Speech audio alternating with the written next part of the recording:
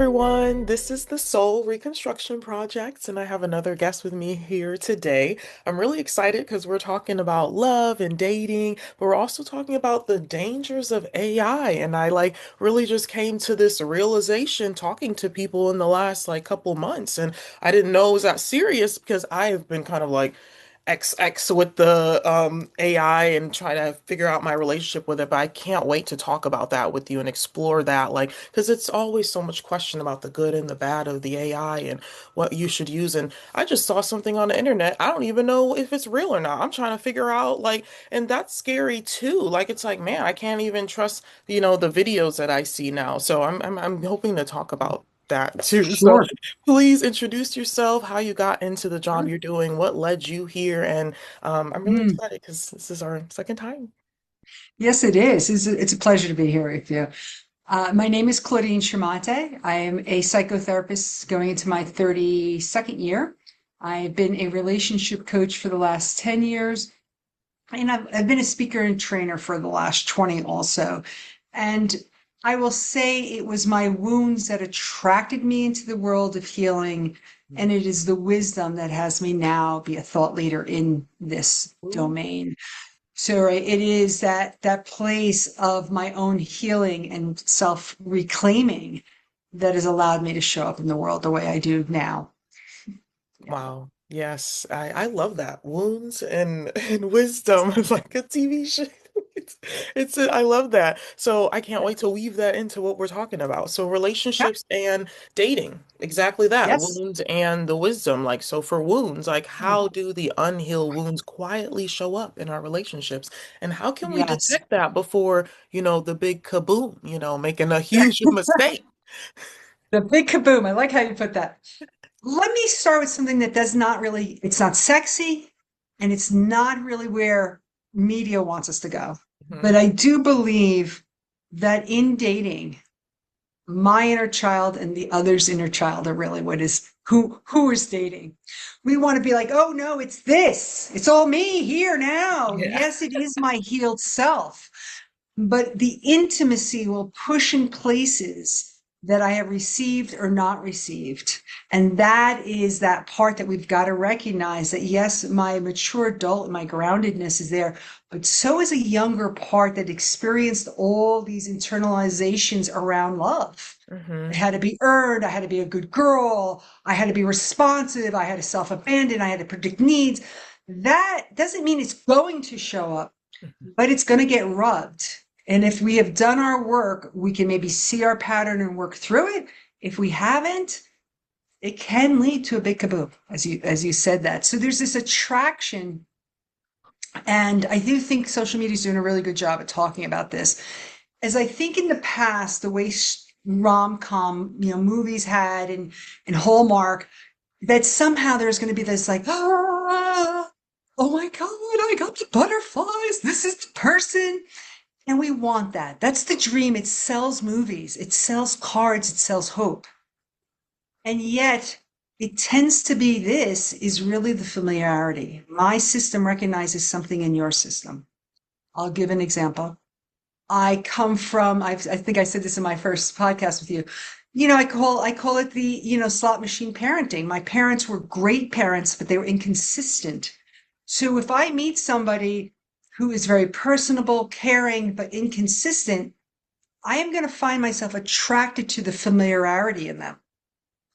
That's going to feel like home. Mm. But that's really one of my wounds that if I don't address that, inconsistency can start to corrode the relationship's foundation, right? So I often will tell my clients, be prepared for something unfamiliar that your system's going, what is this? That to me is better curiosity Hmm. because that means there is a shift in my system that is like, I don't know this.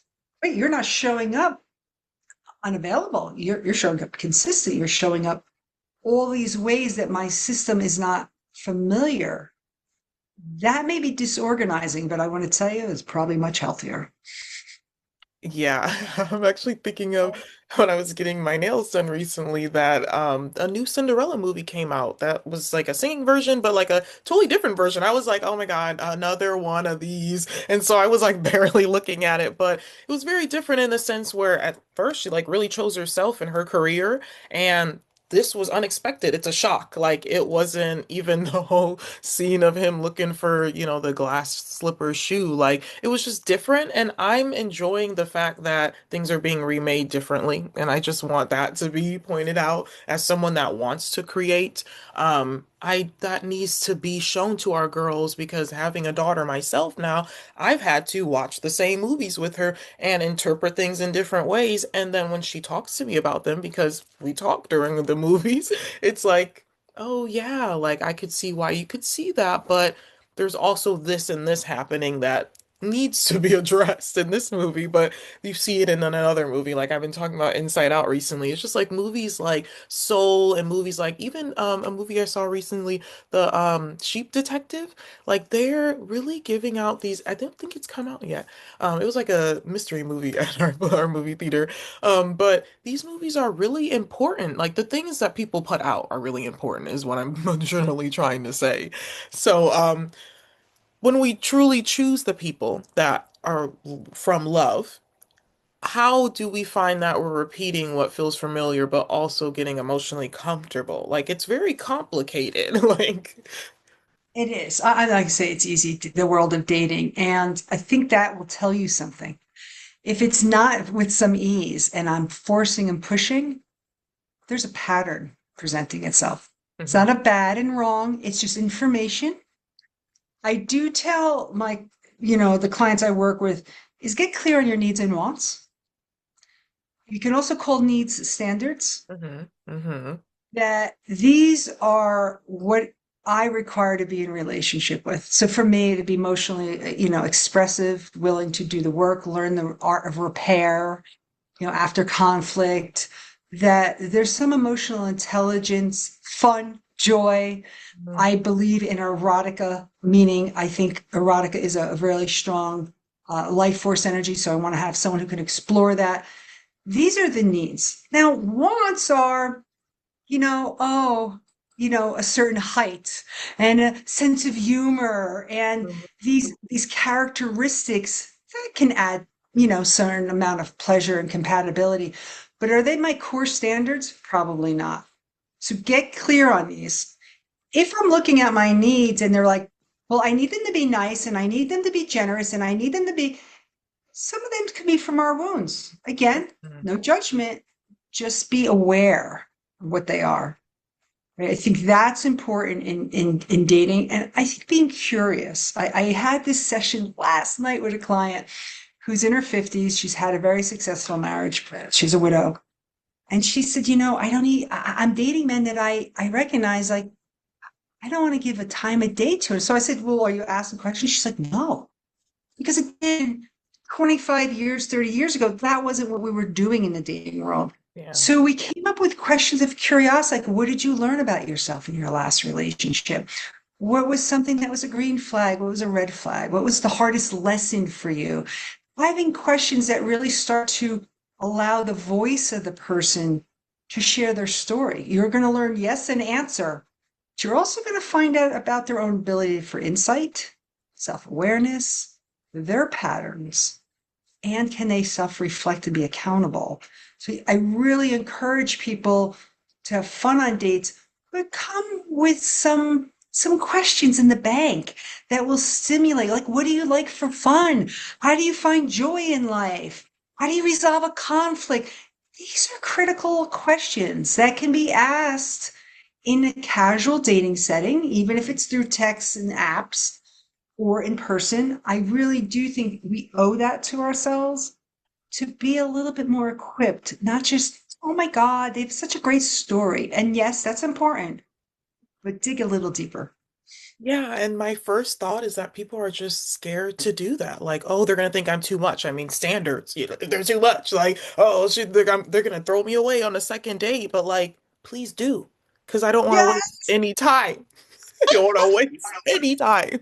So Yeah, it's kind of like people, you're right also about like the having your needs and wants and having them, I might just say write them down. Like I have to preach journaling all the time, but yeah, writing them down. And I was only actively doing that because one, I'd had a bunch of kabooms in relationships. And then my counselor is like, okay, well, what are you looking for if that's like if that's what something's feeling like where yeah, because you find that out real quick when you have a quick kid like that's how yeah, quick say that fast it's quick it's like oh this is what I've been talking about this and this part of it and this part of it, but I haven't been talking about this part of it and this yes. part of it. Like you gotta have it all figured out and dating is a good place to explore that and figure it out, but to be in a relationship long overdue, it's 30-day trial or something is not like worth it.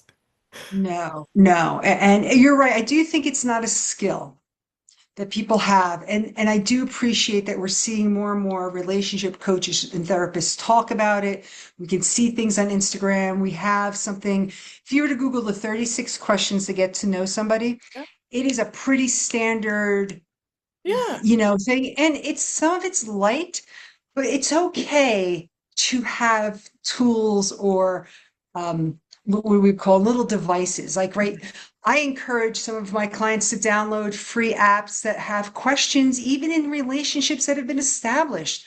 We get to Yeah. there and we're like, get to a dinner date and we're like, still getting over the week. We may not have the capacity to have, like, where's my curiosity? I am curious. It's okay to have cards. It's Hmm. okay to have apps to be like, hey, let me ask you some question. Like, what was your favorite toy growing up? Tell me what you love to do on your Saturdays as a kid. We may not have that. It's okay. We Yeah. don't have to have it all. We've got to figure it out. We've got to have the questions. We got right. Allow ourselves to feel supported in the journey. Hmm. I That's what mean, I say.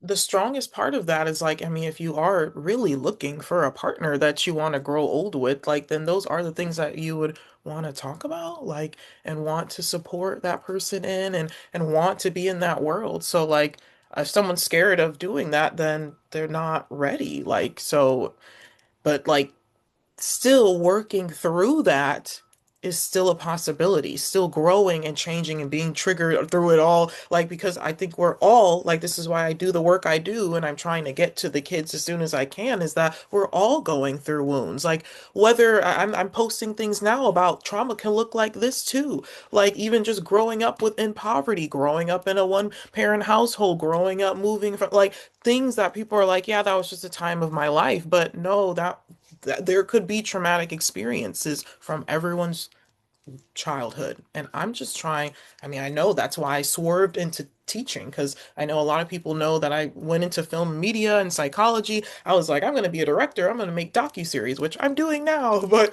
I was just like, teaching just came from, I always volunteer, but it just when I was in college, I was like, I went to work right away and I just didn't have the time. But I heard the kids at the Child Development Center just laughing, having fun. I was like, I haven't volunteered in a while, and I'm used to being called. I was called mom before I was a mom, Mama G. Like I had so many nicknames, I had mom in front of it. So I was like, this would be nice to just volunteer there for a couple hours.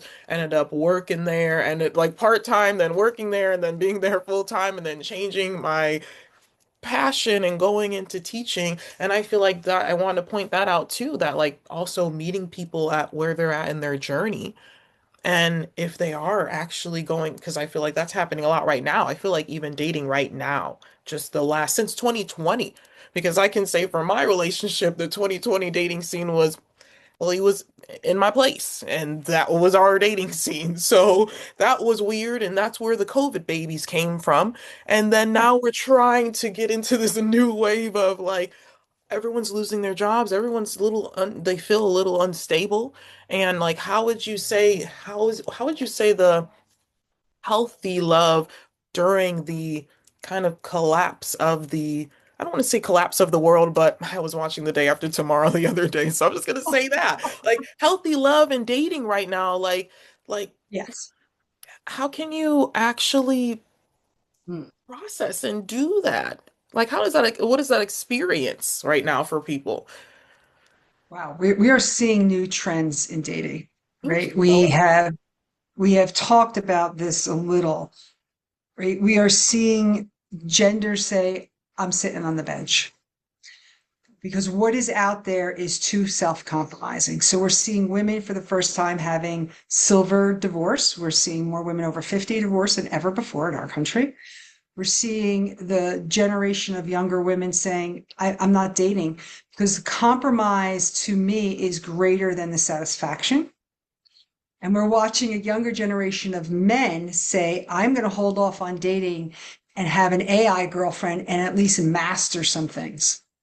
Now, what is all that telling us in the context of a very, I'm going to say very, but it's been a very unpredictable uh, financial and political and social climate for the past year or so in our country and in our world. So that brings uncertainty into our system. And then we want to go into dating, which initially brings uncertainty into our system. So we have a lot of dysregulation going on, a lot of triggering. And what that brings often in dating is I need you, and I don't mean to point to you, I need you to take care of me.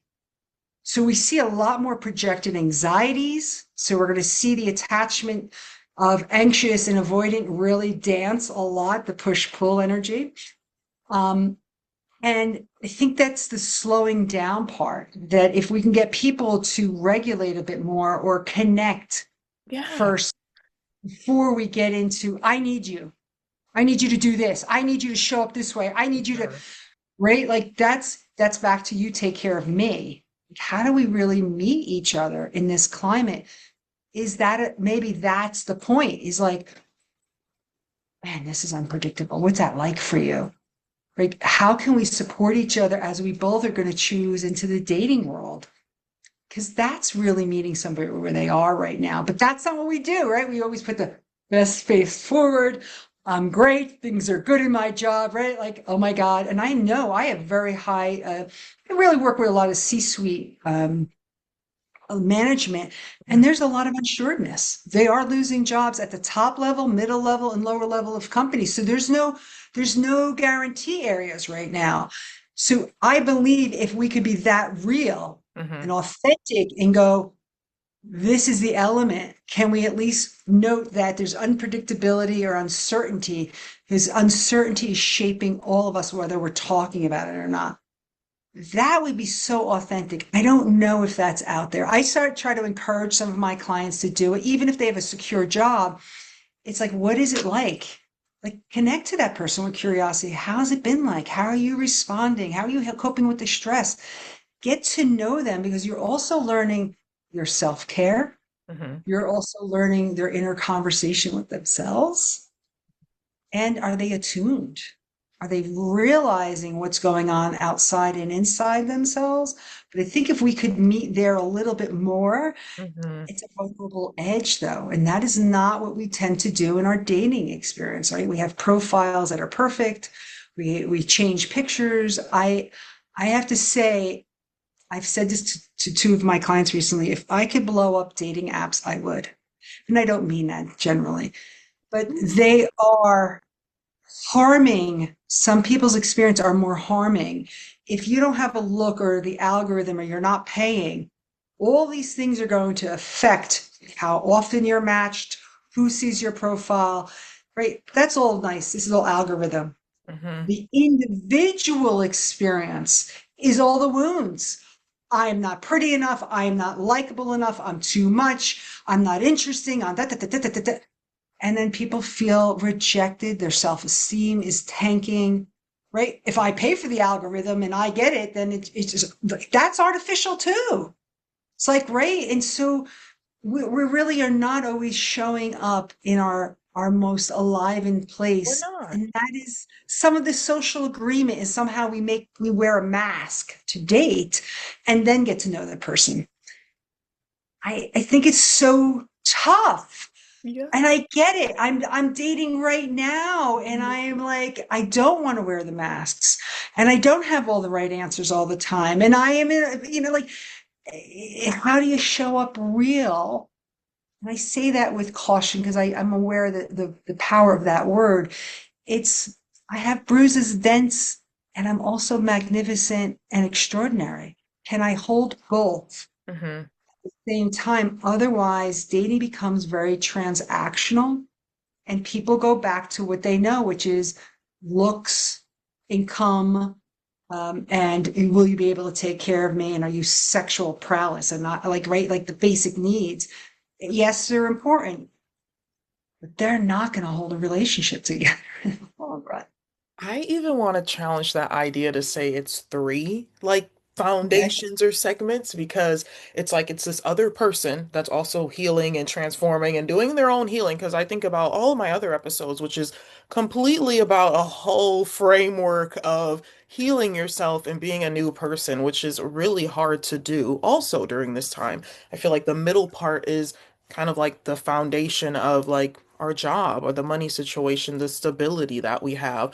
And then that other part is you. And I do a lot of work with mind, body, and spirit and braiding and the three strand braid. So I just feel like it's so much. And if you're not able to just keep braiding and braiding with that person and make it stronger, like it's slow. Like it's literally supposed, like I don't even how things happen in my dating life and how I had my daughter. I'm like, like, why? Why? But now I understand, and that's so much about the word awareness and having that awareness. And then with my RIP framework of having recognition and being able to identify and put those two together, it's like half of the battle.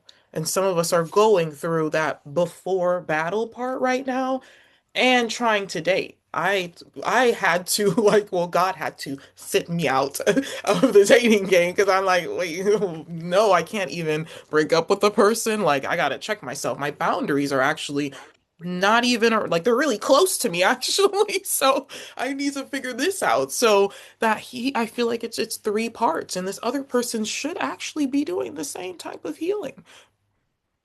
I agree. We know there's a low percentage of people who go to counseling, right? It's low, it's higher than it was. Stigma Hmm. has been lifted, it's still there. So what we recognize is, a high divorce rate still. Yeah. Often this we notice, right? Affairs. I feel like there's been a real new trend on social media with all these Tinder, people getting caught dating whether they're married. You are going to see those patterns continue. Yeah. That's the sad part of not doing our work or self-awareness, or at least bringing it back to the relationship of, mind, body, spirit, and going, where am I? Can I sit in that? It's a tender place and it's liberating, but I will tell you, I have clients who's like, that's too much work, Claude. Thank you. It was great to meet you. And I'm going to keep doing this. And then they call you back about a year or two later and go, damn it, I guess I got to do the work. No, but you're going to get very similar results. Is right. You and I both have had friends. It's like they're dating the same person with a different head. It's not about that person. It's Yeah. because they're still the same person with the same head. And you're attracting the same type of, and if you're not doing any work, well, that person's not going to do any work either. Exactly. You're meeting each other Exactly. where you're at. Yeah. Yeah. It's very interesting trending times. And I think we have so much more at hand. We have experts on YouTube. Hmm. We have social media, so much informing us. So I do feel like there is more awareness. So people are absorbing more content with, podcasts and Yeah. things. I don't know that they all are internalizing and, or I use the word integrating that. Hmm. Right. So that becomes another place of judgment and shame is like, damn it, I read about that or I heard about that on a podcast. Well, hearing about it doesn't enlighten us. It's, well, wow, how did that land? Am I willing to be with that contemplation? Am I willing to be in the question?